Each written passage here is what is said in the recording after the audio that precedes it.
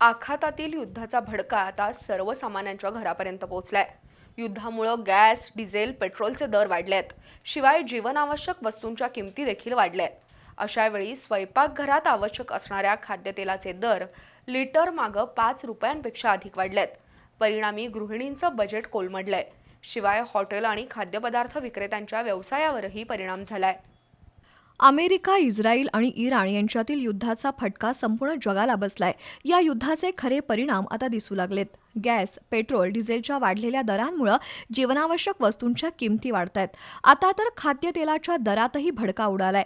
गेल्या काही दिवसात खाद्यतेलांच्या दरात प्रति लिटर 5 रुपयांपेक्षा अधिक वाढ झाली आहे.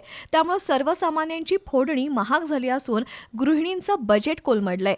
गेल्या 15 दिवसात खाद्यतेलाचे दर वाढले असून सोयाबीन 184, पाम तेल 165, शेंगतेल 210, सूर्यफूल 210 आणि सरकी तेल 179 रुपयांवर गेलंय.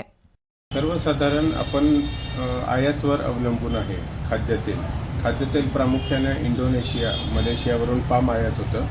सोयाबीन आणि सूर्यफूल अमेरिका, अर्जेंटिनावरून आयात होतं. मधल्या काळात स्ट्रेट ऑफ हॉर्मुझ बंद झाल्यामुळे वाहतुकीवर मोठा परिणाम झालेला आहे. तसेच क्रूड तेलाचे आंतरराष्ट्रीय दर फार अचानक वाढले. त्याचा फार परिणाम वाहतुकीवर झाला आणि काही जे निर्यात देश आहेत त्यांनी त्यांच्या अंतर्गत विषयामुळं त्यांनी एक्सपोर्टमध्ये काही निर्बंध आणले. त्याच्यामुळे इंडियामध्ये आपल्याला भारतामध्ये आयात करताना काही बंधनं आली. ते एक प्रामुख्यानं कारण आहे. इंधन दरातील वाढत्या किमतीमुळे वाहतूक खर्चात वाढ झाली आहे. तसंच डॉलरच्या तुलनेत रुपयाचं अवमूल्यन होत असल्यानं त्याचा परिणाम अनेक गोष्टींवर होऊ लागलाय.